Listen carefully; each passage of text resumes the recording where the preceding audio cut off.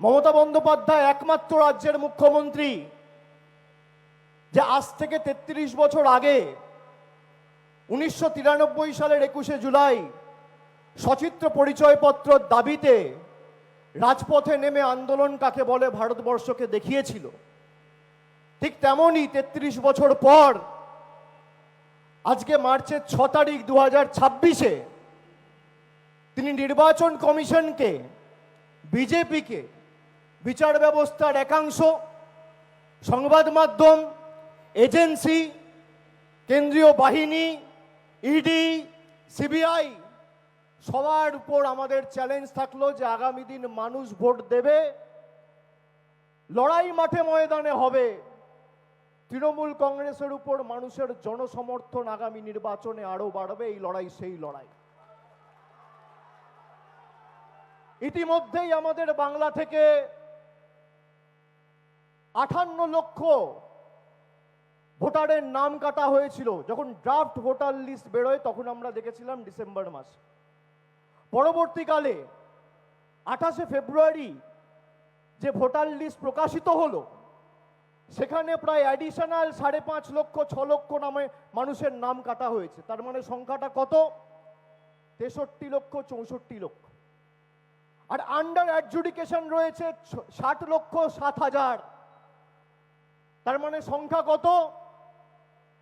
১,২৪,০০,০০০। SIR ঘোষণা হওয়ার ৩ মাস আগে থেকে বিজেপির নেতারা গলা ফাটিয়েছিল, চেঁচিয়ে চেঁচিয়ে বলেছিল ১,২৪,০০,০০০, ১,২৫,০০,০০০ লোকের নাম বাদ যাবে। এটা তো কাকতালীয় হতে পারে না। তৃণমূল কংগ্রেসের একাধিক নির্বাচিত জনপ্রতিনিধি, কাউকে হিয়ারিং এ ডাকা হয়েছে, কাগজ জমা দেওয়ার পর আন্ডার অ্যাডজুডিকেশন, মানে তাদের নাম বিচারাধীন বা অমীমাংসিত। তৃণমূল কংগ্রেসের মামাটি মানুষ সরকারের রাষ্ট্রমন্ত্রী গুলাম রাব্বানির নাম আন্ডার অ্যাডজুডিকেশন, শশী পাজার নাম আন্ডার অ্যাডজুডিকেশন, সাথী খন্দকারের নাম আন্ডার অ্যাডজুডিকেশন, কাজল শেখের নাম আন্ডার অ্যাডজুডিকেশন, ময়নাগুড়ির বিডিওর নাম আন্ডার অ্যাডজুডিকেশন, মুর্শিদাবাদের এমএলএ কংগ্রেস প্রতীক চিহ্নে নির্বাচিত হয়ে তৃণমূল কংগ্রেসে যোগদান করেছে বাইরন বিশ্বাস, তার নাম আন্ডার অ্যাডজুডিকেশন। আমাদের বক্তব্য খুব সহজ। ৬০ লক্ষ মানুষ যদি আন্ডার অ্যাডজুডিকেশন থাকে, কোনো আপত্তি নেই, অসুবিধা নেই। সংবাদ মাধ্যমের যারা রয়েছেন তারা হয়তো একটু আশ্চর্য হবে যে অভিষেক ব্যানার্জি বলছেন আপত্তি নেই, অসুবিধা নেই, ৬০ লক্ষ মানুষের নাম আন্ডার অ্যাডজুডিকেশন। ৬০ লক্ষ মানুষের নাম যদি আন্ডার অ্যাডজুডিকেশন থাকে তাহলে নরেন্দ্র মোদীর চেয়ারটাও আন্ডার অ্যাডজুডিকেশন থাকবে। এই ৬০ লক্ষ মানুষ ২০২৪-এ ভোট দিয়ে লাইনে দাঁড়িয়ে নিজের ভোটাধিকার প্রয়োগ করে দেশের প্রধানমন্ত্রী নির্বাচিত করেছে। এই ৬০ লক্ষ মানুষ ভারতবর্ষের ক্যাবিনেটে কে কোথায় বসবে ঠিক করেছে। এই ৬০ লক্ষ মানুষ পরোক্ষভাবে দেশের রাষ্ট্রপতি কে হবে, উপরাষ্ট্রপতি কে হবে ঠিক করেছে। যাদের নির্বাচিত করেছে সেই সাংসদরা ভোট দিয়েছে।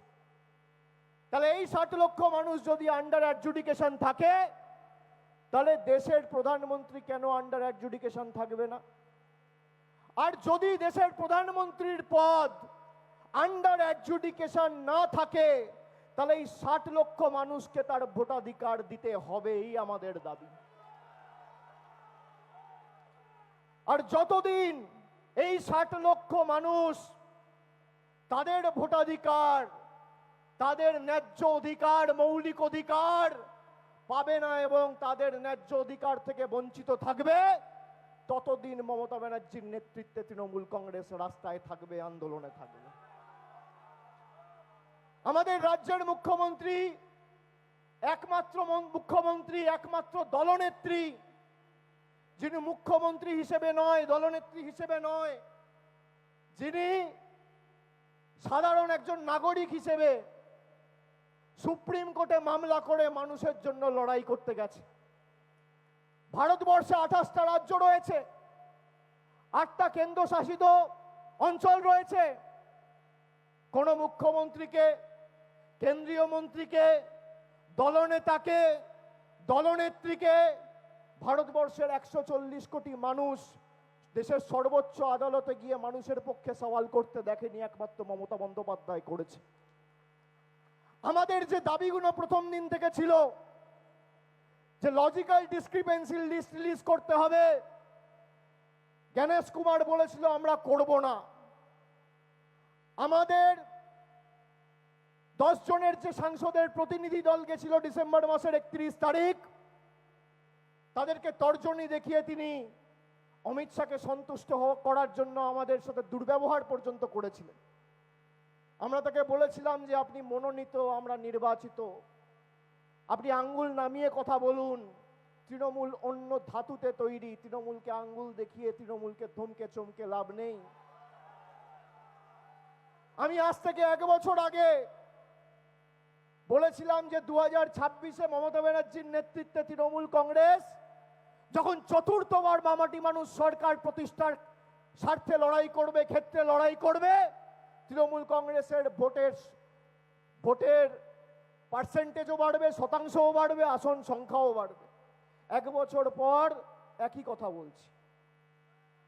ময়দানে লড়াই হবে, ময়দানে দেখা হবে। কিন্তু যারা ভাবছে আমি যখন ইচ্ছা মানুষকে নোটবন্দির নামে 130 কোটি মানুষকে লাইনে দাঁড় করিয়ে দেব, 140 জন মারা গেছিল এই অপরিকল্পিত নোটবন্দি ঘোষণা করার কারণে। আজকে অপরিকল্পিত এসআইআর ঘোষণা করার কারণে প্রায় 172 জন সহনাগরিক, সহরাজ্যবাসীকে আমরা হারিয়েছি। যারা ভয়ে আত্মহত্যা করেছে, আত্মঘাতী হয়েছে। 2021-এ কিছু সামাজিক সংগঠন বলেছিল নো ভোট টু বিজেপি। আজকে আমরা এই মঞ্চে 10 কোটি বঙ্গবাসীকে সাক্ষী রেখে বলতে চাই, শুধু নো ভোট টু বিজেপি বললে হবে না, এবার বয়কট বিজেপি বলতে হবে। এদের বয়কট করুন, সামাজিক বয়কট করুন। এখানে যারা বিজেপির বিধায়ক নির্বাচিত হয়েছিল আজ থেকে 5 বছর আগে, মানুষের ভোটে নির্বাচিত হওয়ার পর এরা দিল্লির তাবেদারি, কৃতদাসত্ব আর তল্পিবাহকতা করে মানুষের জলের, রাস্তার, বাড়ির টাকা আটকেছে। প্রধানমন্ত্রী নরেন্দ্র মোদী আত্মনির্ভর ভারতের কথা বলেছিল, আর হায় ভারতবাসীর পোড়া কপাল, আজকে দেশ কার থেকে পেট্রোল কিনবে ঠিক করে দিচ্ছেন ডোনাল্ড ট্রাম্প।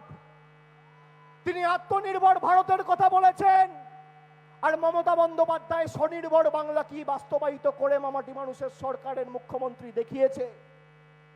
তোমরা বাড়ির টাকা আটকেছো, রাস্তার টাকা আটকেছো, গরিব মানুষ জব কার্ড হোল্ডারের 100 দিনের টাকা আটকেছো।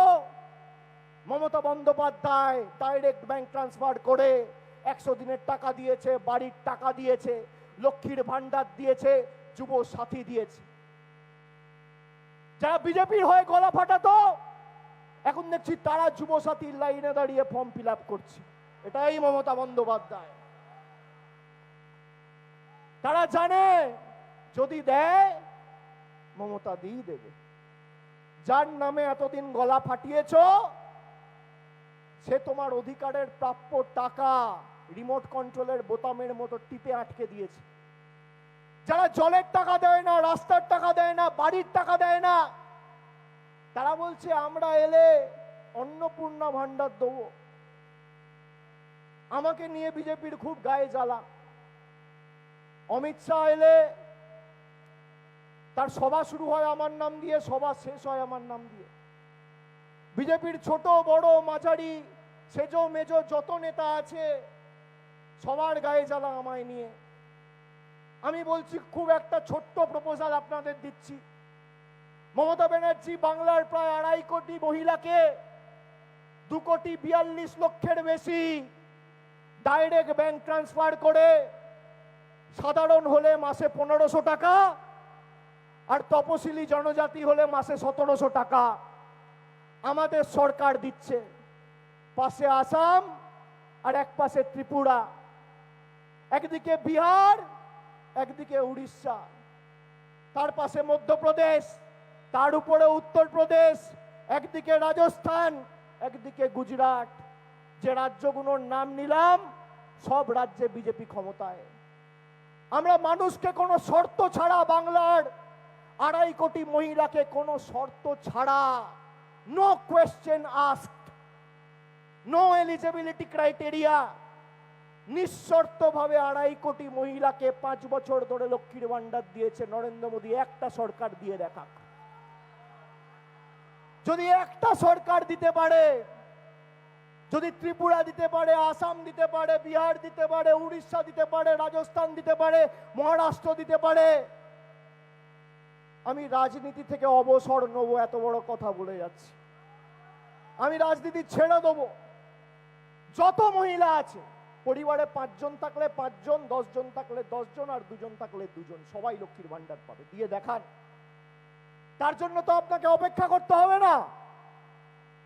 12টার উপর রাজ্যে আপনারা ক্ষমতায়, দিন লক্ষ্মীর ভান্ডার। কে বারণ করেছে? কেউ তো বারণ করেনি। মহারাষ্ট্রে তো মমতা ব্যানার্জি নেই, তৃণমূল নেই, গুজরাটে তো তৃণমূল নেই, রাজস্থানে তো তৃণমূল নেই। কেন দিতে পারছেন না?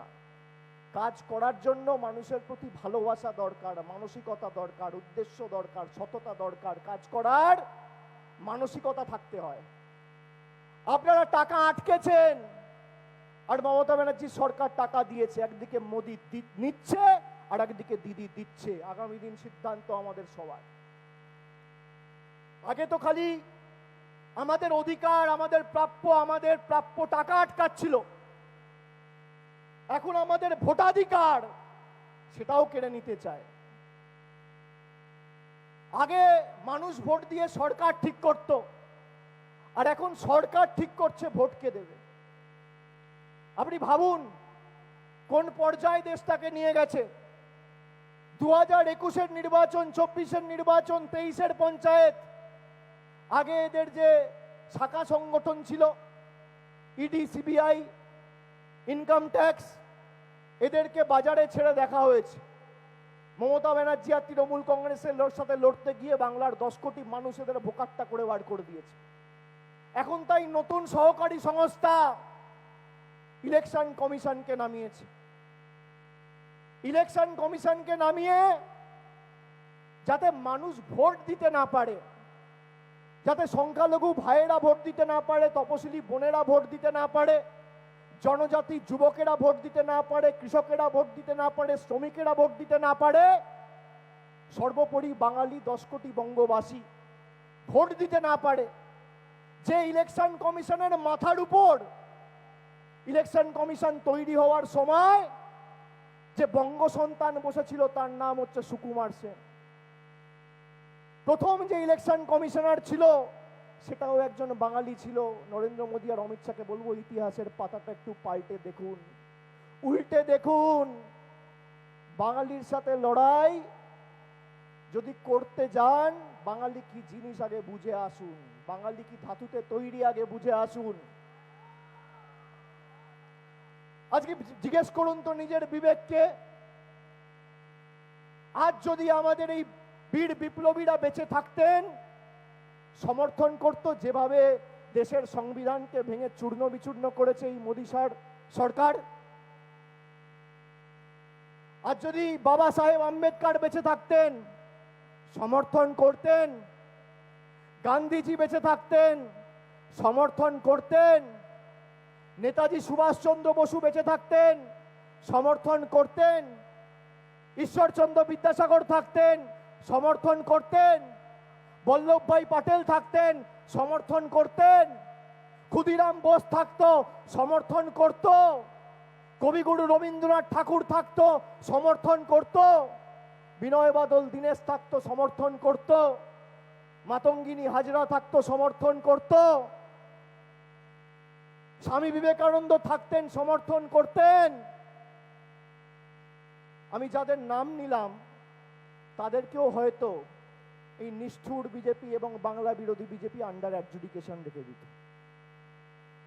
কবিগুরু রবীন্দ্রনাথ ঠাকুরও যদি বেঁচে থাকতেন, তাকে আন্ডার অ্যাডজুডিকেশন থাকতে হতো। এরা অমর্ত্য সেনকে হিয়ারিং নোটিশ পাঠিয়েছে, বলছেন গুড ফর নাথিং। বাঙালির গর্ব সৌরভ গাঙ্গুলি, তাকে বলছে দালাল। যারা পিঠ বাঁচাতে গেছে বিজেপির কাছে, তা সৌরভ গাঙ্গুলি যদি দালাল হয়, 2021 সালে বগল দাবাই করে অমিত শাহ, দিলীপ ঘোষ আর শুভেন্দু অধিকারীকে নিয়ে সৌরভ গাঙ্গুলির বাড়িতে গেছিল কেন? এই প্রশ্ন তো বাঙালি জিজ্ঞেস করবে। অমিত শাহর কি দালালি ছিল? সুসুর করে গাড়ি থেকে নেমে বেহালায় গিয়ে সৌরভ গাঙ্গুলির বাড়িতে ঢুকে ডাইনিং টেবিলে বসে লুচি আলুর দম খেয়ে ফিরে এলো। সৌরভকে তল্পি বাহক আর কৃতদাস বানাতে গেছিল, হয়নি। বাঙালি তো মাথা নত করবে না। ভারতবর্ষে 1550 দল আছে। কত? 1540 না 42টা দল আছে। একমাত্র বিজেপির বিরুদ্ধে যদি কেউ লড়াই করে মাঠে, ময়দানে, কোর্টে, পার্লামেন্টে, বুথে, অঞ্চলে, পাড়ায়, গ্রামে, তার নাম তৃণমূল কংগ্রেস। আমি স্যালুট, কুর্নিশ, ধন্যবাদ, কৃতজ্ঞতা জানাই আজ এই মঞ্চ থেকে তৃণমূল কংগ্রেসের প্রায় 1 লক্ষ বিএলএ টুকে, যারা 1 মাস নয়, 2 মাস নয়, অন্তত পক্ষে 4 মাস 5 মাস ধরে অক্লান্ত পরিশ্রম করে অতন্দ্র প্রহরীর মতো বাংলার মানুষের ভোটাধিকার রক্ষার স্বার্থে লড়াই করছে। বিজেপি ভেবেছিল যে কায়দায় দিল্লিতে, মহারাষ্ট্রে, হরিয়ানাতে বাইরের ভোটার নিয়ে এসে তাদের নাম ভোটার লিস্টে তুলে চুরি করে ভোটে জিতবে, আমাদের 1 লক্ষ বিএলএ টু সেটা আটকেছে। তাই জোর জবরদস্তি 1,20,00,000 মানুষকে লজিক্যাল ডিসক্রিপেন্সির নামে হ্যারাস করা হয়েছে, তাদের হয়রানির শিকার করা হয়েছে। বিহারে আজ থেকে 6 মাস আগে এসআইআর হয়েছে। কিছু ছিল লজিক্যাল ডিসক্রিপেন্সি বলে? কিছু ছিল? বস্তুটাই ছিল না। বাঙালির ভোটাধিকার নিতে হবে। আমি আপনাদের বলি, এই লড়াই ব্রিটিশদের বিরুদ্ধে যখন আমাদের বীর বিপ্লবীরা লড়াই করেছিল, যে মানসিকতা নিয়ে লড়াই করেছিল, এই একই মানসিকতা নিয়ে আমাদের লড়াই করতে হবে। এটা শুধু সংবিধান রক্ষা করার লড়াই নয়, যে দল 240টা আসন নিয়ে মানুষের মৌলিক অধিকার কেড়ে নেওয়ার জন্য নির্লজ্জভাবে রাস্তায় নেমে নির্বাচন কমিশনের মতো একটা নিরপেক্ষ সংস্থাকে ব্যবহার করে, এই লড়াই তাদেরকে ছেটিয়ে বিদায় দেওয়ার লড়াই, এই লড়াই তাদের শূন্য করার লড়াই, এই লড়াই বহিরাগত বাংলা বিরোধীদের বিতাড়িত করার লড়াই। আপনারা ভাবুন, 70টা আসন নিয়ে প্রধান বিরোধী দল হয়েছে 2021 সালে। ব্রিগেডে গিয়ে একটা নিরীহ যুবককে পেটের দায়ে সে চিকেন প্যাটিস বিক্রি করছে বলে তাকে মারা হচ্ছে। কে চিকেন প্যাটিস বিক্রি করবে? কে এগরোল বিক্রি করবে? কে ভেজ চাউমিন বিক্রি করবে? কে ফিশ পাকোড়া বিক্রি করবে? কে পেঁয়াজি বিক্রি করবে? কে কচুরি বিক্রি করবে? সেটা বাঙালি ঠিক করবে। বিজেপির বাবারা দিল্লি থেকে নিদান দেবে না। যা হিন্দু ধর্মের ধারক বাহক বলে নিজেদের দাবি করে, লক্ষ কণ্ঠে গীতা পাঠ, জীবনে গীতা পড়েনি, একটা শ্লোক বলতে পারবে না। গীতায় শ্রীকৃষ্ণ স্বয়ং বলছে, এবং হিন্দুদের যারা প্রতিনিধিরা আছে জেনে রাখা উচিত, গীতা একমাত্র গ্রন্থ যেটা স্বয়ং শ্রীকৃষ্ণের মুখের বাণী। 700 শ্লোক রয়েছে। সেখানে শ্রীকৃষ্ণ 5ম অধ্যায় 18 নম্বর শ্লোকে স্বয়ং নিজে বলছেন, বিদ্যা বিনয়া সম্পন্নে ব্রাহ্মণী গবি হস্তিনী সুনিচৈবা স্বপাকে চা পণ্ডিতঃ সমদর্শিনঃ। তার মানে কি? তার মানে হচ্ছে, একটা মানুষ তো বটেই, একটা জন্তুর মধ্যেও আমি আছি, একটা পিঁপড়ের মধ্যেও আমি আছি, একটা গাছের মধ্যেও আমি আছি, একটা কুকুরের মধ্যেও আমি আছি, একটা গরুর মধ্যেও আমি আছি। আর সেখানে গীতা পাঠ অনুষ্ঠানে একজন পেটের দায়ে চিকেন প্যাটিস বিক্রি করছে বলে তাকে আপাদ মস্তক মারা হচ্ছে। এই হচ্ছে ভারতীয় জনতা পার্টির হিন্দুত্ববাদ। বিরোধী দলে থেকে যদি কে চিকেন প্যাটিস বিক্রি করবে আর কে ফিশ পাকোড়া বিক্রি করবে ঠিক করে, এরা যদি বাংলায় ক্ষমতায় আসতো কি করত? পাশে বিহার, বিহারের উপমুখ্যমন্ত্রী বলছে মাছ বিক্রি করা যাবে না। দেশের প্রধানমন্ত্রী আমাদের ব্যঙ্গ বিদ্রুপ করে 2024-এর নির্বাচনের প্রাক্কালে আমাদের মুঘল বলেছে কেন আমরা মাছ খাই। বাঙালি তো মাছে ভাতে বাঙালি, সহ্য করব আমরা? আমরা কি খাবো, আমরা কি পড়বো, কার সাথে কথা বলবো, ভোট দেবো কি না দেবো, কাকে ফোন করব, নরেন্দ্র মোদী অমিত শাহ ঠিক করবে না আমরা ঠিক করব? এই মাটিতে জন্ম আমার, অধিকার আমার, যত বড় অধিকার মোদীর রয়েছে ততটাই অধিকার আমাদের সবার রয়েছে। ইতিমধ্যেই আপনারা জেনে রাখুন, আমি 2-3 দিন আগে সাংবাদিক বৈঠক করেছি। এখানে যেভাবে ভোটার লিস্টে কারচুপি করা হয়েছে আমরা এটা ধরেছি। এসআইআর এর কেস সর্বোচ্চ আদালতে বিচারাধীন রয়েছে। আমাদের দলের তরফ থেকে ফাইল করা হয়েছে, মমতা বন্দ্যোপাধ্যায় নিজে লড়ছে। কেস সাব জুডিস, তাই আমি এসআইআর কেস নিয়ে কোনো মন্তব্য করব না। কিন্তু যেভাবে অলরেডি 10 লক্ষ ভোটের কারচুপি করা হয়েছে সেটা আমি আপনাদের সবাইকে একবার দেখাচ্ছি। আপনারা যদি জানুয়ারি মাসে 20 তারিখ সিইও ওয়েস্ট বেঙ্গলের অফিস থেকে যে বুলেটিনটা জারি করা হয়েছিল, সেখানে বলা হয়েছিল যে ফর্ম 7 অর্থাৎ নাম ডিলিট করার জন্য যে ফর্ম জমা দেওয়া হয় তাকে ফর্ম 7 বলে। নাম ডিলিশনের জন্য যে ফর্ম 7 জমা পড়েছে জানুয়ারি মাসের 20 তারিখ অবধি তার সংখ্যা হচ্ছে 42,251। 42,251 হঠাৎ করে। আর ফর্ম 7 জমা দেওয়ার শেষ তারিখ ছিল 19শে জানুয়ারি, আর আমি এটা 20 তারিখ 20শে জানুয়ারির আপডেট দিচ্ছি আপনাদের। হঠাৎ করে 28 তারিখ যে আপডেট দেওয়া হলো ফেব্রুয়ারি মাসে, সেখানে দেখা গেল ফর্ম 7 এর সংখ্যা 42 থেকে বেড়ে হয়ে গেছে 6,33,000।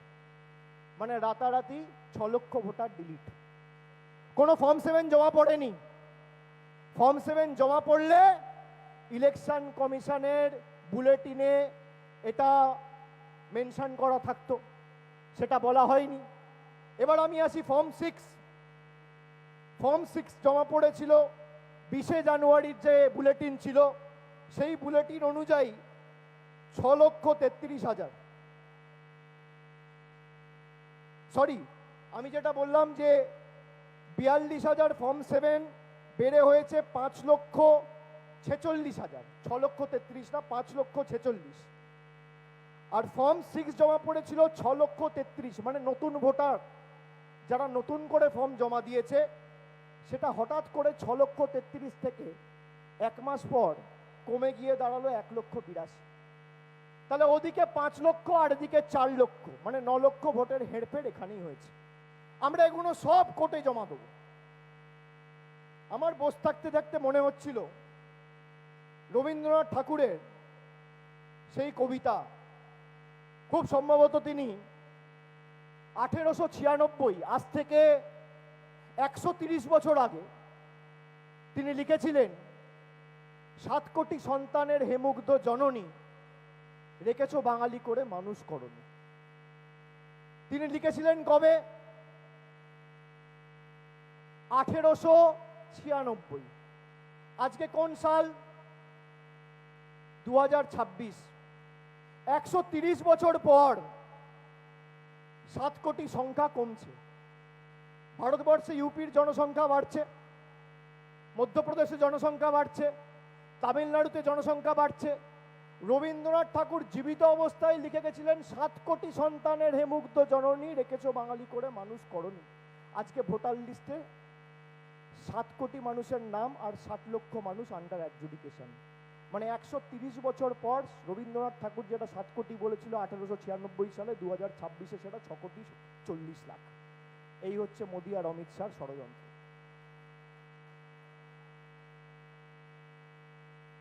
বাঙালি তো বোকা না, তারা আমাদের ভাতে মারতে চেয়েছে। আমাদের অসম্মানিত করেছে। আমরা মানুষের স্বার্থে যখন লড়াই করেছি, এমনকি জনজাতি, মূলবাসী, তপশিলি নির্বাচিত প্রতিনিধিদের চুলের মুঠি ধরে টানতে টানতে কৃষি ভবন থেকে বার করেছে অমিত শাহর অধীনস্থ দিল্লি পুলিশ। পরবর্তীকালে হাইকোর্ট, সুপ্রিম কোর্ট সর্বত্র রায় দিয়েছে যে 100 দিনের টাকা শুরু করতে হবে, এখনো শুরু করেনি। আমাদের পেন্ডিং টাকা আজও আটকে রয়েছে। আজকের দিনে দাঁড়িয়ে বাংলার বকেয়া পাওনা 2 লক্ষ কোটি টাকা। আজকে এসআইআর এর নাম করে 1.5 কোটি মানুষকে লাইনে দাঁড় করিয়েছিল। প্রত্যেকটা জায়গায় হিয়ারিং ক্যাম্প করে যদি মানুষের পাশে কেউ দাঁড়িয়ে থাকে, সে তৃণমূল কংগ্রেস দাঁড়িয়েছে। কোন দলকে আপনি খুঁজে পাননি। এরা এখন রথযাত্রা করছে। আমরা আষাঢ় শ্রাবণ মাসের রথ শুনেছি, আমরা জগন্নাথ দেবের রথ শুনেছি, আমরা পুরীতে রথ দেখেছি, আমরা মহাভারতে শ্রীকৃষ্ণ অর্জুনের রথ শুনেছি, আমরা দেবী তাদের সারথীদের রথের কথা শুনেছি। ভাই, ফাল্গুন মাসে আর চৈত্র মাসে যে রথ হয়, আমি প্রথম বাঙালি হয়ে শুনলাম জন্মের পর থেকে। রথযাত্রা মানে মাটিতে পাই পড়ছে না, মাটিতে পাই পড়ছে না। বিজেপির জমিদাররা চড়বে রথে, আর বঙ্গবাসী মমতা ব্যানার্জির নেতৃত্বে থাকবে বাংলার পথে। তারা চড়বে রথে, আমরা থাকবো পথে। তোমরা রথে চড়ো। রথযাত্রার ছবি দেখছেন? এসআইআর তো ওখানে হয়েছে। বাঙালিকে টর্চার করতে গিয়ে যে কটা ওই চায়ের দোকানে বা জেসিবি দিয়ে মাটি কাটার সময় যে 2, 4, 5টা লোক দাঁড়াতো, সেই 5-7টা লোকও বিজেপির সবাই নেই। এরা নাকি বাংলায় ক্ষমতায় আছে।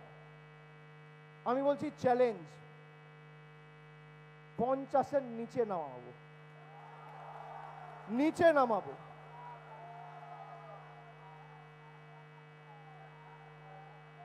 মানুষের ক্ষমতাকে আন্ডার এস্টিমেট করা, মানুষের ক্ষমতাকে বুড়ো আঙ্গুল দেখানো।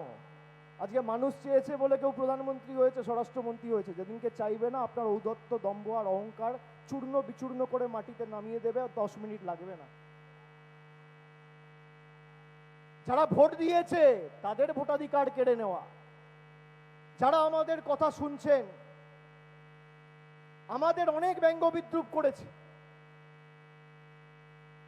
তৃণমূল নাকি দুর্নীতিগ্রস্তদের দল, আর যাদের নাম রয়েছে তারা যখন বিজেপির ওয়াশিং মেশিনে ঢুকে নিজের শিরদাঁড়া বাঁচাতে আর পিঠ বাঁচাতে আর ঘাড় বাঁচাতে আর কোমর বাঁচাতে বিজেপিতে জয়েন করে, তারা ধোয়া তুলসী পাতা হয়ে যায়।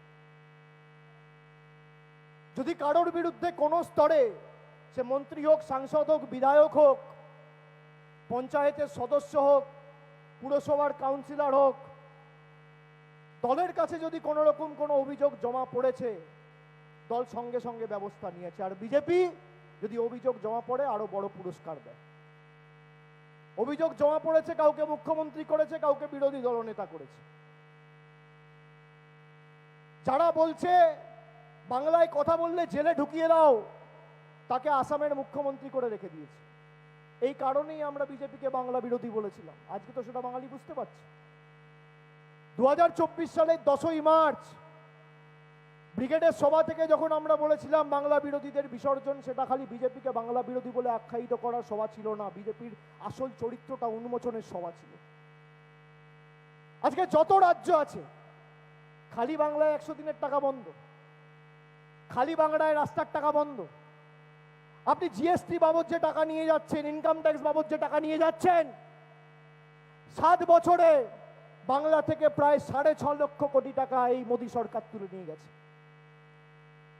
এই টাকা তুলে নিয়ে যাওয়ার পর আর 2 লক্ষ কোটি টাকা পাওনার পরেও আমাদের সরকার লক্ষ্মীর ভান্ডার, যুব সাথী, কৃষক বন্ধু, স্বাস্থ্য সাথী, একাধিক জনমুখী প্রকল্প মানুষের বাড়িতে পৌঁছে দিয়েছে। আপনি আটকাতে পারেননি।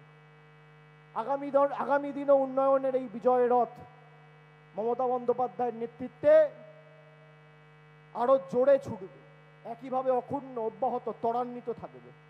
আটকাতে পারবেন না। তৃণমূল কংগ্রেসের সৈনিকদের আমি বলবো, যে মানুষকে বোঝান, মানুষকে বলুন যাদের নাম আন্ডার অ্যাডজুডিকেশন আছে আপনারা অযথা চিন্তিত হবেন না, চিন্তা করবেন না, ভেঙে পড়বেন না। বিজেপির কাছে আপনাদের জীবনের কোনো দাম নেই, কিন্তু আপনাদের জীবন, আপনাদের প্রাণের আমাদের কাছে মূল্য মণিমুক্তের মতো। একটাও প্রাণ যেন অকালে না ঝরে, আমাদের সকলকে এটা সুনিশ্চিত করতে হবে। বিজেপি 172 জনের প্রাণ নিয়েছে, আমাদের সুনিশ্চিত করতে হবে বাংলার মধ্যে 172টা বুথেও যেন এদের কোনো অস্তিত্ব না থাকে। আমি নো ভোট টু বিজেপি এবার খালি বলছি না, আমি সে কারণে বলছি বয়কট বিজেপি। এরা আমাদের বলে দিচ্ছে মাছ মাংস খাওয়া চলবে না, যেখান থেকে রথ যাবে মাছের ঝোল আর ডিমের ঝোল আর মাংসের ঝোল রান্না করে নিয়ে দাঁড়িয়ে থাকবে। আমাদের শেখাবেন যে নির্বাচন কমিশনের মাথার উপর এক বঙ্গ সন্তান বসেছিল, আজকে সেই নির্বাচন কমিশনকে ব্যবহার করে বাঙালির মৌলিক অধিকার কেড়ে নেওয়া, এই ষড়যন্ত্রের জবাব বাংলার মানুষ দেবে। 2021-এও দিয়েছে, 24-এও দিয়েছে। 24-এ তো প্রধানমন্ত্রী সভা করতে এসে বলেছিল আমাদের ফল বাংলায় সব থেকে ভালো হবে, তারপর 18 থেকে নেমে 12। আগামী দিন শূন্য করতে হবে। তার কারণ 18টা সাপ যদি আপনার বাড়ির সামনে উঠোনে ঘুরে বেড়ায় আর 12টা ঘুরে বেড়ায় আর একটা ঘুরে বেড়ায়, আপনি দুধ কলা দিয়ে তাকে পুষলেও সে সুযোগ পেলে আপনাকে ছোবল মারবে। তাই এরা বিষাক্ত কেউটে। এই কেউটেগুলোকে গণতান্ত্রিকভাবে জবাব দিয়ে যে কটা আবর্জনা ছাইপাসের মতো ছিটিয়ে পড়ে আছে একদম ছাঁট দিয়ে সাফ করে দিতে হবে আগামী নির্বাচনে। আমরা জয় বাংলা বললে বলতো আমাদের বাংলাদেশ। ভারতবর্ষের রাষ্ট্রপতি এসে নেতাজি ইন্ডোর স্টেডিয়ামে দাঁড়িয়ে জয় বাংলা বলে গেছে, তাহলে তাদের কথায় ভারতবর্ষের রাষ্ট্রপতি কি? বিজেপির রাজ্যসভার সাংসদ অনন্ত মহারাজ বলছে অমিত শাহ পাকিস্তানি, আমি বলছি না। বলছে নরেন্দ্র মোদী বাংলাদেশি, আমি বলছি না। বিজেপির এমএলএরা যাকে নির্বাচিত করেছে সেই বিজেপির প্রতীক চিহ্নে নির্বাচিত রাজ্যসভার সাংসদ অনন্ত মহারাজ ভারতবর্ষের প্রধানমন্ত্রী আর স্বরাষ্ট্রমন্ত্রীকে বলছে পাকিস্তানি আর বাংলাদেশি, আর ওরা নাকি আমাদের বাংলাদেশি বলবে। আমি জ্ঞানেশ কুমারকে বলবো আপনি তো 9 তারিখ আসছেন,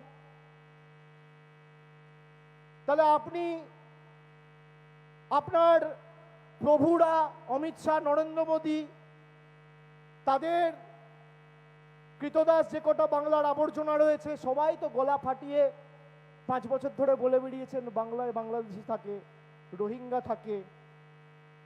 তাহলে যাদের নাম বাদ গেছে, কটা বাংলাদেশি আপনারা চিহ্নিত করেছেন, কটা রোহিঙ্গা আপনারা চিহ্নিত করেছেন, আপনারা প্রকাশ্যে আনুন। আর না হলে নিঃশর্তে কান ধরে মানুষের কাছে ক্ষমা চান, উদ্বাস করুন, দুটোর মধ্যে একটা। আপনারাই তো গলা ফাটিয়ে বলেছিলেন 1 কোটি রোহিঙ্গা থাকে। তা রোহিঙ্গা যদি থাকে তাহলে কোন রোহিঙ্গা বাদ গেল আর কোন বাংলাদেশি বাদ গেল তালিকাটা কে দেবে? নির্বাচন কমিশন তো আমি চালাই না। আপনি আসছেন, আপনি তালিকা নিয়ে আসুন। বাংলার মানুষকে অপমান করার অধিকার আপনাদের কে দিয়েছে? আসামে আপনারা দেখেছেন আমার সোনার বাংলা আমি তোমায় ভালোবাসি একজন গেয়েছে বলে তার বিরুদ্ধে রাষ্ট্রদ্রোহিতার মামলা দেওয়া হয়েছে। ইতিহাস জানে? আমার সোনার বাংলা রবীন্দ্রনাথ ঠাকুর কবে গিয়েছিল? বঙ্গভঙ্গ আন্দোলনের সময় 1905 সালে। আর কবে বাংলাদেশ স্বাধীন হয়েছে? তার বিরুদ্ধে রাষ্ট্রদ্রোহিতার মামলা দেওয়া হয়েছে। বাংলায় কথা বললে বিজেপি শাসিত রাজ্যে পুশব্যাক করে বাংলাদেশে পাঠিয়ে দেওয়া হচ্ছে।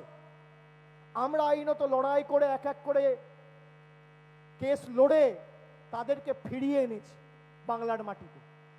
মমতা বন্দ্যোপাধ্যায় সরকার না থাকলে আজকে এই বাঙালিগুলো সব বাংলাদেশে থাকতো।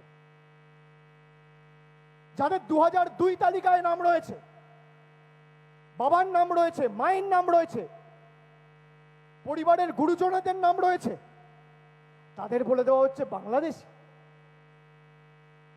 আমাদের চাওয়া হচ্ছে বাবার সার্টিফিকেট দেখাও জন্মের। অমিত শাহ, রাজনাথ সিং, শুভেন্দু অধিকারী, সুকান্ত মজুমদার, দিলীপ ঘোষ, বাবার বার্থ সার্টিফিকেট আছে? দেখাতে পারবে? দেখাও, 10 কোটি বাংলার মানুষ দেখাবে। ভাই, বাংলার মানুষ অবৈধ আর নরেন্দ্র মোদী বৈধ। আমরা চোর, ওরা ধোয়া তুলসী পাতা। বাংলার মানুষ অবৈধ, ভোট দিয়ে যাকে নির্বাচিত করেছে, মতুয়ারা অবৈধ, রাজবংশীরা অবৈধ, নমশূদ্ররা অবৈধ, আর প্রধানমন্ত্রী বৈধ। কালকে আবার রাজ্যপালকে পদত্যাগ করিয়েছে, দেখেছেন? দেখেছেন? নির্বাচনের 1 মাস আগে কি এমন পড়লো রাজ্যপালকে পদত্যাগ করাতে হলো? আর বাংলায় যে আসে তাকেই পদত্যাগ করাতে হচ্ছে। একবার জগদীপ ধাঙ্কার, একবার সিবি আনন্দ বোস, পরেরটাও করবে, সময়ের অপেক্ষা, 26 মে মাসের পরে।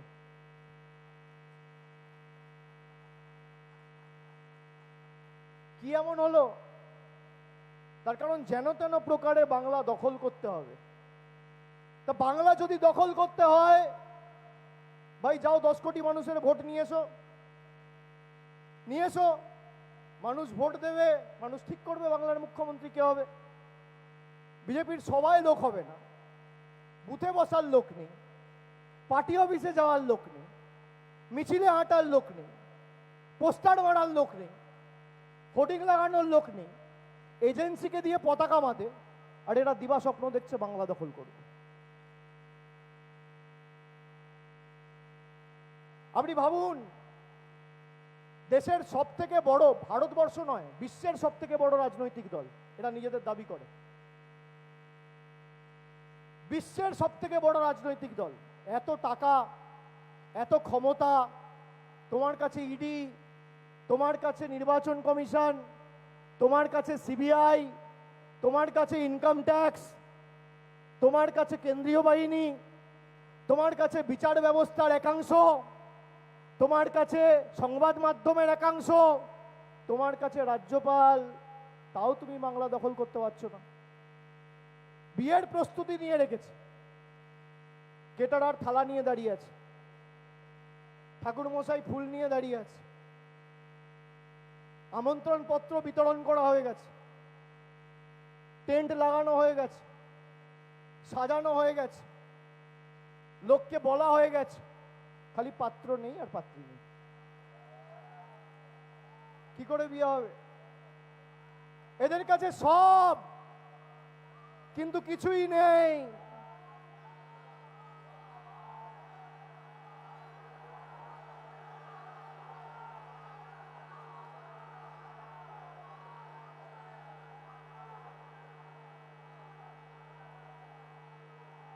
এদের কাছে সব, পৃথিবীর সব কিছু রয়েছে, কিন্তু কিছুই নেই। আর তৃণমূলের কাছে কিচ্ছু নেই, খালি মমতা ব্যানার্জি আছে আর বাংলার 10 কোটি মানুষ আছে। বাকিটা তৃণমূল কর্মীরা মাঠে ময়দানে বুঝে নেবে, মাঠে ময়দানে বুঝে নেব। তুমি ভাবছো যা ইচ্ছা তাই করব, করব আমি, চাইবো যা চাই, জগৎটাকে আমি না চাই। হঠাৎ দেখবে নয়ন খুলে হয় না যেটা, সেটাও হবে।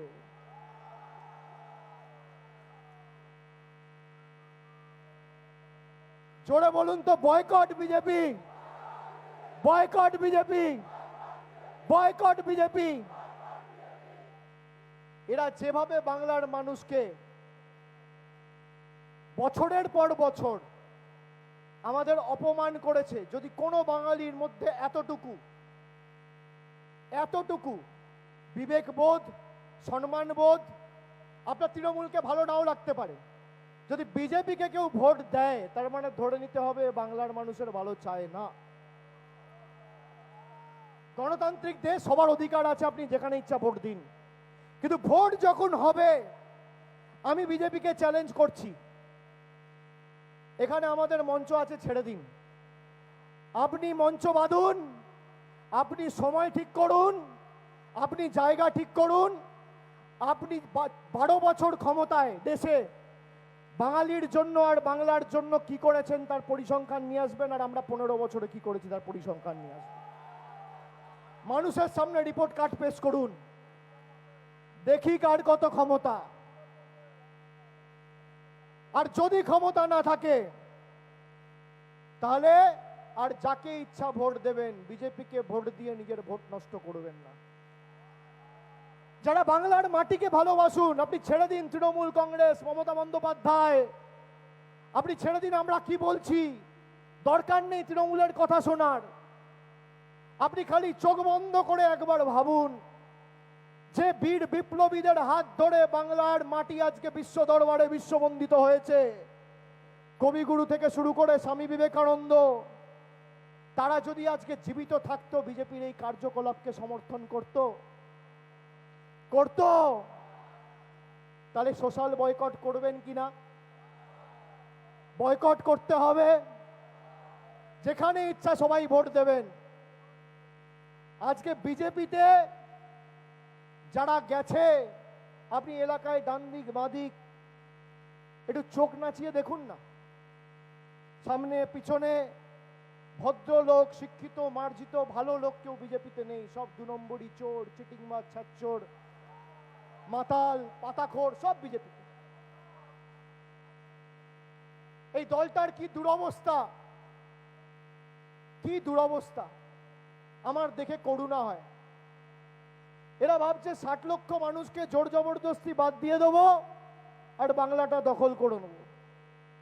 আমার আজকের দিনে দাঁড়িয়ে আবার চ্যালেঞ্জ, 1 বছর আগে যে বলেছিলাম 50-এর নিচে, সেটা আগামী দিনে 40-এর নিচ হলেও আমি আশ্চর্য হব না। যেদিকে এগোচ্ছে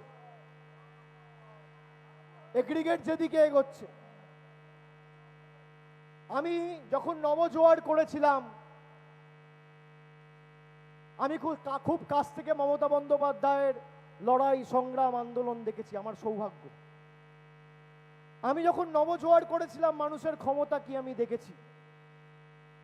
আপনি টিভির পর্দায়, টেলিভিশনে চোখ রাখলে আর সোশ্যাল মিডিয়ায় ফেসবুক টুইটার করলে মনে হবে বিজেপি ক্ষমতায় আসছে, আর এদিকে এদের পতাকা ধরার লোক নেই।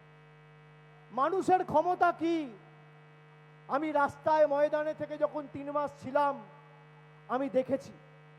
মানুষের হৃদয়ের মধ্যে তৃণমূল কংগ্রেস রয়েছে। হয়তো আমাদের থেকে মানুষের আশা, চাহিদা, আকাঙ্ক্ষা অনেক বেশি, তার কারণ জানে দিলে তো দিদিই দেবে। যাই দিদির কাছে, বলি দিদির কাছে। আমার এখনো মনে আছে পূর্ব বর্ধমানে রায়না বলে একটা বিধানসভা আছে, সেখানে বড় বইনান বলে একটা জিপি আছে, গ্রাম পঞ্চায়েত। পূর্ব বর্ধমানে কেউ আছে এখানে?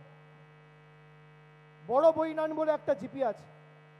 আমি সেখান দিয়ে রাস্তা দিয়ে যাচ্ছি গাড়িতে করে, একটা ছেলে আরএসএস এর পোশাক পরে, মাথায় আরএসএস এর টুপি, হাফ প্যান্ট, সাদা জামা, লাঠি নিয়ে দাঁড়িয়ে আছে।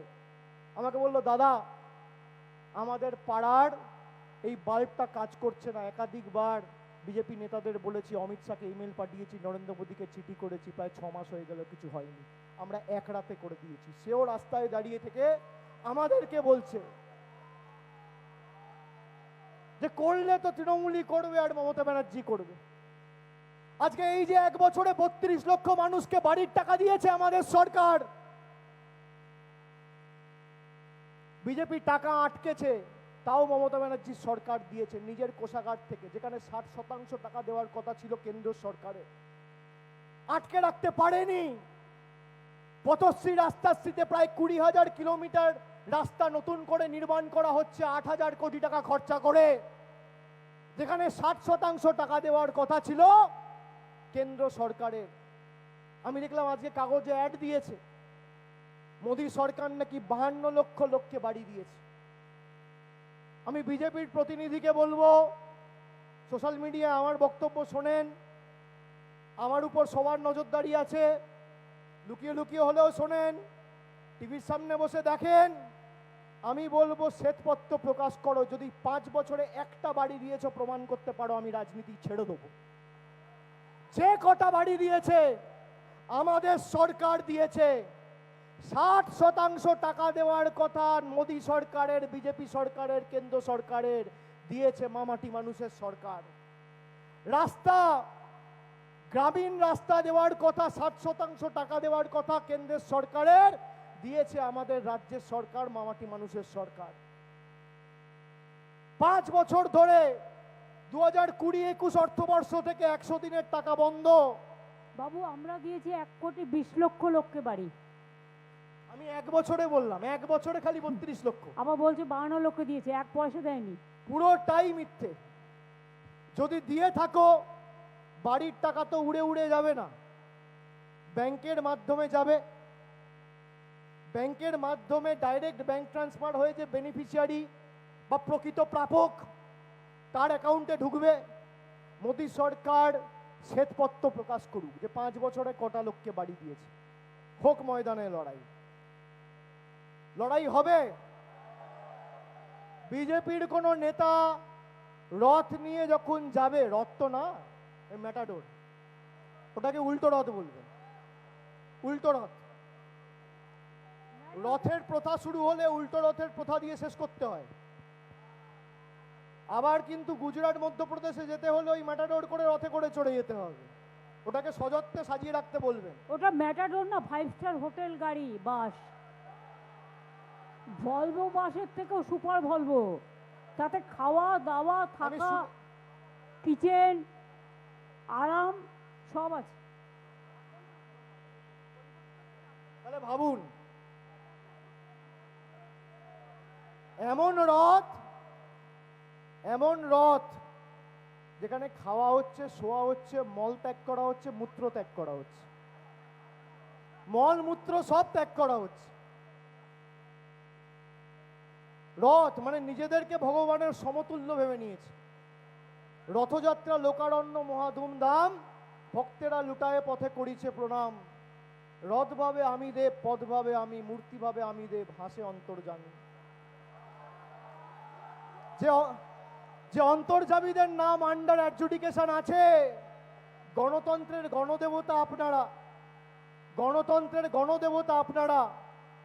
তৃণমূলের সর্বস্তরের কর্মীদের কাছে আমার অনুরোধ থাকবে, BLA 1, BLA 2, অঞ্চল সভাপতি, বুথ সভাপতি, বুথ স্তরের কর্মীরা, আপনারা যেভাবে কাজ করেছেন গত 4-5 মাস, দলের আমরা যারাই মঞ্চে রয়েছি, আজকে হয়তো মঞ্চ আলোকিত করে আমরা এখানে অনেকে বসে রয়েছি, আমাদের কারোর কোনো কৃতিত্ব নেই। কৃতিত্ব BLA 2, কৃতিত্ব বুথ প্রেসিডেন্টের। আগামী দিনও, আগামী 2 মাস আমাদের কিন্তু একদম ইঞ্চিতে ইঞ্চিতে লড়াই বুঝে নিতে হবে। জিতছি, জিতবো বললে হবে না। দিদি এসে একটা মিটিং করবে, তৃণমূলের প্রার্থী তো এখানে বরাবরই জিতে আসছে, এই আত্মতুষ্টিতে ভুগলে হবে না। যদি 50,000-এ যেতে আপনার বিজেপির মুখে যদি চুনকালি মাখাতে হয়, সেই 50,000-এর ব্যবধানটাকে 1 লাখ করতে হবে।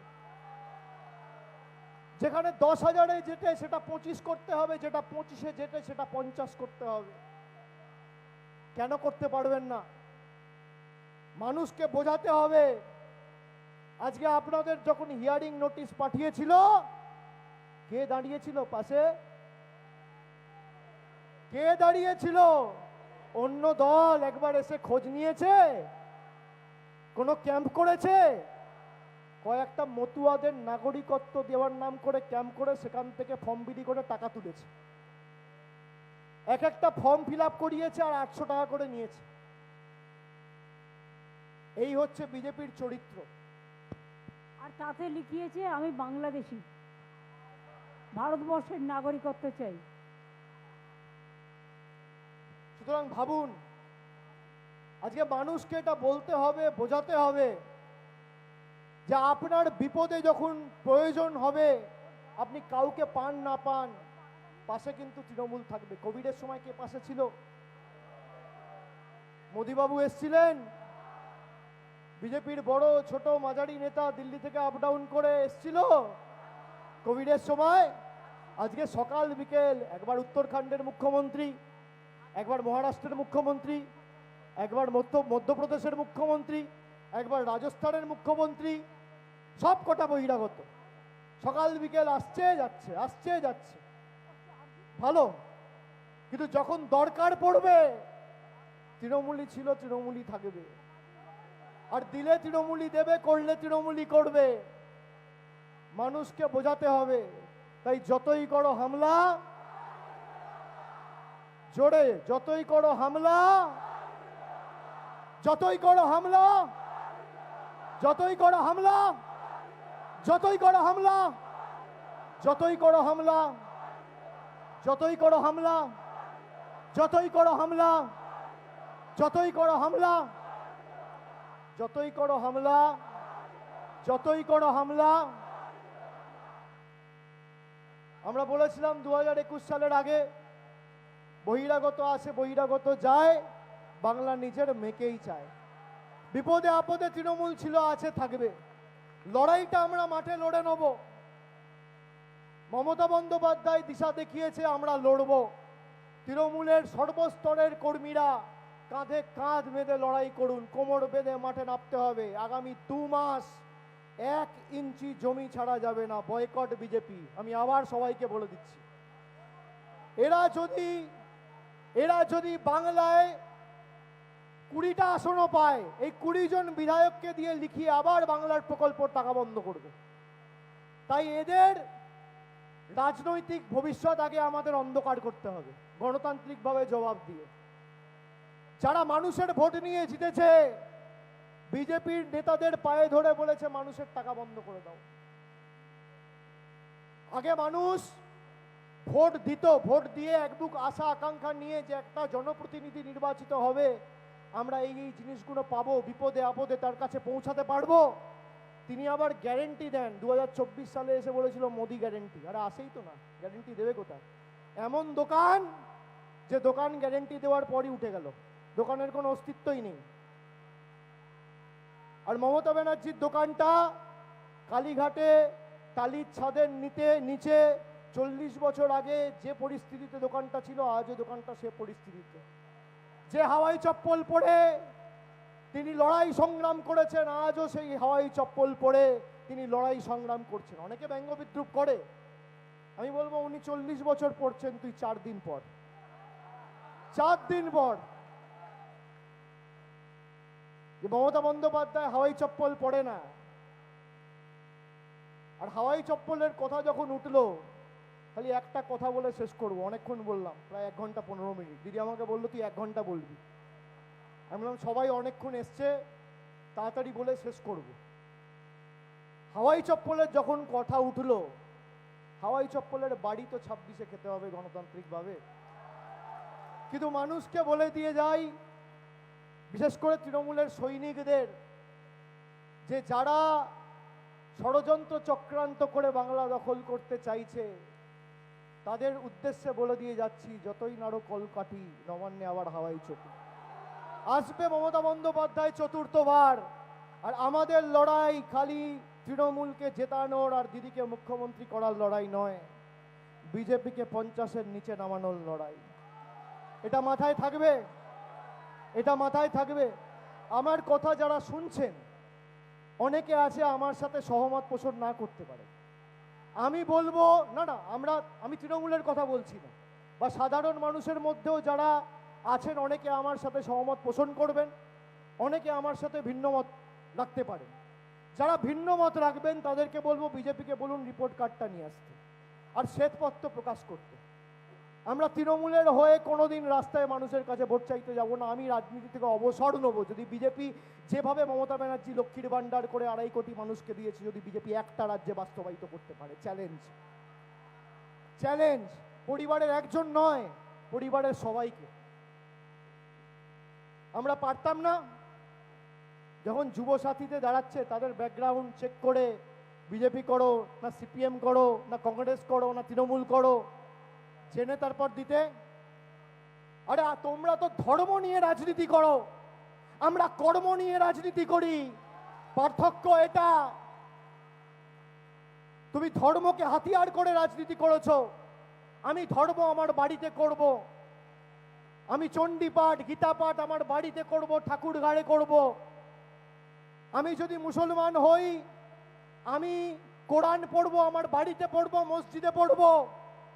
আমি যদি খ্রিস্টান হই আমি চার্চে যাব, আমি বাইবেল পড়বো, বাড়িতে পড়বো। আমি শিখ হলে আমি গুরুদ্বারায় যাব, ধর্ম বাড়িতে করব। কিন্তু মানুষের ভোটে যখন আমার নির্বাচিত, আমার কোনো ধর্মগ্রন্থ নেই, একটাই ধর্মগ্রন্থ দেশের সংবিধান, একটাই ধর্ম মানব ধর্ম। সেই ধর্ম আমায় শিখিয়েছে মানুষের পাশে থাকা, জাতি দলমত নির্বিশেষে মানুষকে পরিষেবা দেওয়া। তাই করলে মমতা ব্যানার্জি করবে, দিলে মমতা ব্যানার্জি দেবে, আর বাংলার মানুষের অধিকার রক্ষা করলে তৃণমূল কংগ্রেসই করবে। আজান শুরু হয়ে গেছে, আমি আমার বক্তব্য শেষ করছি। জয় হিন্দ, বন্দে মাতারাম, জয় বাংলা।